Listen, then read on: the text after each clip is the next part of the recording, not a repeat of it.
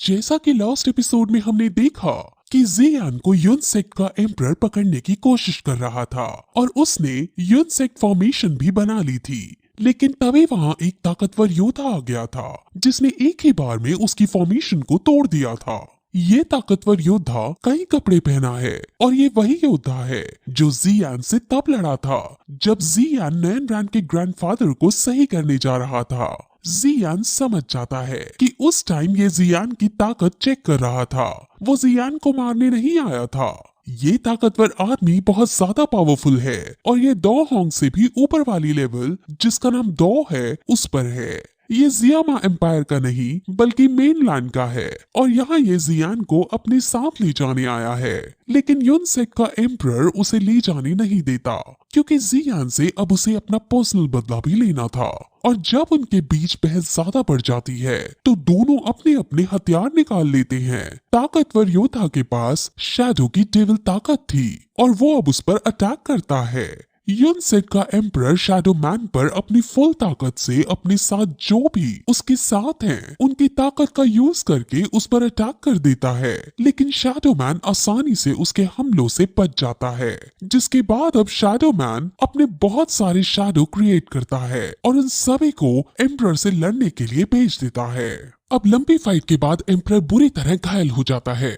उसे समझ आ जाता है कि वो इसको नहीं हरा पाएगा, लेकिन वो अपनी सेक्ट की इज्जत इस तरह खत्म भी नहीं होने दे सकता था। इसीलिए वो एक बांसुरी निकालता है और उसे बजाने लगता है। ये देखकर सभी बहुत शॉक हो जाते हैं क्योंकि ये बांसुरी पुराने सेक्ट मास्टर को बुलाने की थी। वो सेक्ट मास्टर बहुत ज्यादा स्ट्रॉन्ग था और उसके सामने कोई भी नहीं टिक पाता था। अब यूजी जो उड़कर किसी का पीछा कर रही थी उसको भी पुराने सेक्ट मास्टर के आने का पता चल जाता है। पुराने सेक्ट मास्टर यूजी के भी मास्टर हैं। सबको ये लगता था कि वो मर चुका है, लेकिन वो अभी भी जिंदा है और अभी भी वो बहुत स्ट्रॉन्ग है। आइस एम्परर जियान को बताता है कि इसने दो होंग के बैरियर को पूरी तरह से तोड़ रखा है और ये अब दो जोंग लेवल पर है। जियान को समझ आ जाता है कि वो अब मुसीबत में पड़ने वाला है, लेकिन आइस एम्परर उसे कहता है कि वो हमेशा जियान का साथ देगा चाहे उसकी मृत्यु ही क्यों ना हो जाए, जिस पर जियान उनको धन्यवाद बोलता है और उनका आभार प्रकट करता है। अब फिर वहाँ पुराने सेक्ट मास्टर आ जाते हैं और एम्परर उन्हें नमस्कार करके उन्हें सब बताता है और जियान की एक इमेज उनके सामने रख देता है और कहता है कि अब आपके युन सेक्ट की इज्जत दांव पर लगी है और अगर आपने अब कुछ नहीं किया तो युन सेक्ट डिस्ट्रॉय हो जाएगा। अब वो जियान को देखता है और उसके पास आइस एम्परर भी खड़ा था। वो आइस एम्परर को ताना मारते हुए कहता है कि अभी तक तुम क्वीन मेडुसा के हाथों मारे नहीं क्या, जिस पर आइस एम्परर भी उसको ताना मारते हैं और कहते हैं कि तुम्हारे बुढ़ापे ने तुम्हें अभी तक मारा नहीं है क्या। अब वो जियान की तरफ देखते हैं और जियान उसे नमस्कार करता है और वो जियान के मैनर को देखकर खुश हो जाता है और उससे पूछता है कि क्या जो अभी आइस एम्परर ने कहा वो सब सच है, जिस पर जियान सिर्फ इतना कहता है कि हम सब जानते हैं कि एम्परर पर आप कितना विश्वास करते हो, इसलिए मैं अब कुछ भी कहूंगा वो सब आपको एक बहाना लगेगा।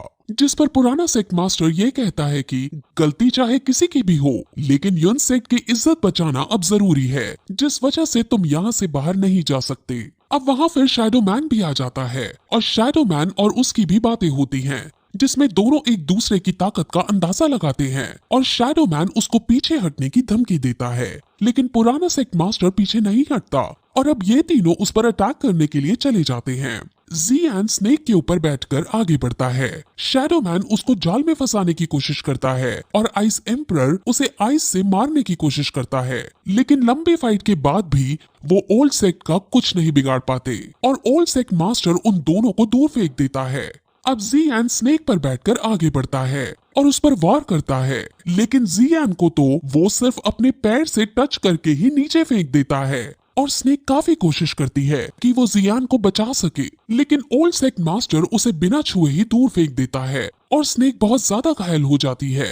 वो अब जियान को अपने प्रेशर से मारने लगता है और सब बहुत दुखी होने लगते हैं, लेकिन तभी वहाँ एक लड़की सामने आती है और वो जियान को प्रेशर से फ्री कर देती है। ये लड़की बहुत सुंदर है और ये और कोई नहीं बल्कि क्वीन मेडुसा है, जो अब स्नेक से फ्री होकर पूरी ह्यूमन बन चुकी है और अब वो फाइट करने का चैलेंज ओल्ड सेक्ट मास्टर को देती है और फिर इस पॉइंट पर ये एपिसोड यही खत्म हो जाता है।